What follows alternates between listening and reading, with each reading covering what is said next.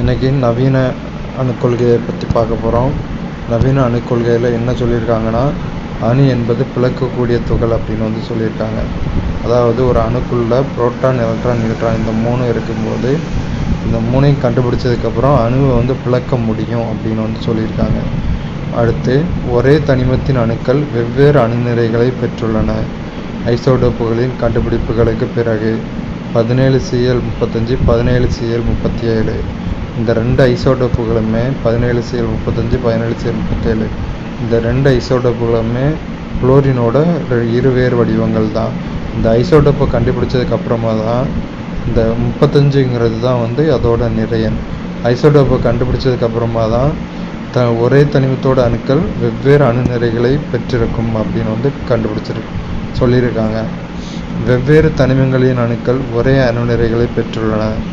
ஐசோபார்களின் கண்டுபிடிப்புகளுக்கு பிறகு எடுத்துக்காட்டு 18Ar40, 20 கால்சியம் 40. ஐசோபார் என்னன்னா வெவ்வேறு தனிமத்தோட அணுக்கள் ஒரே அணு நிறைகளை பெற்றிருக்கும். இதான் ஐசோபார். இப்போ 18Ar40லையும் 20Ca40 ஆர்கான் கால்சியம் ரெண்டுத்துலேயுமே நிறையன் 40 தான் இருக்குது. அப்போது வெவ்வேறு தனிமத்தோட அணுக்கள் ஒரே அணு நிறையை பெற்றிருக்கும். இதுதான் ஐசோபார்னு சொல்கிறோம். அணுவை ஆக்கவோ அழிக்கவோ முடியாது. ஒரு தனிமத்தின் அணுக்களை மற்றொரு தனிமத்தின் அணுக்களாக மாற்ற முடியும். செயற்கை மாற்று தனிமமாக்கல் முறையில் அணுவை ஆக்கவோ அழிக்கவோ முடியாது. ஒரு தனிமத்தோட அணுக்களை மற்றொரு தனிமத்தோட அணுக்களாக மாற்ற முடியும். எந்த முறையில்னா செயற்கை மாற்று தனிமமாக்கல் முறையில். அணுவானது எளிய முழு எண்களின் விகிதத்தில் இருக்க வேண்டிய அவசியமில்லை. எடுத்துக்காட்டு குளுக்கோஸ் 6H12O6 C/H/O = 6:12:6 அல்லது 1:2:1 மற்றும் sucrose C12H22O11 C/H/O = 12:22:11.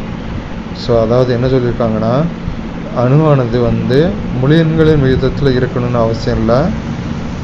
Carbon, hydrogen, oxygen ratio 1:2:1 அப்படியும் இருக்கலாம். இல்லைனா 12:22:11 இப்படியும் இருக்கலாம். அணு என்பது வேதிவினையில் ஈடுபடும் மிகச்சிறிய துகள். அணுனா என்னென்னா கெமிக்கல் ரியாக்ஷனில் ஈடுபடுற ஒரு மிகச்சின்ன துகள் தான் அணு. ஒரு அணுவின் நிறையில் இருந்து அதன் ஆற்றலை கணக்கிட முடியும்.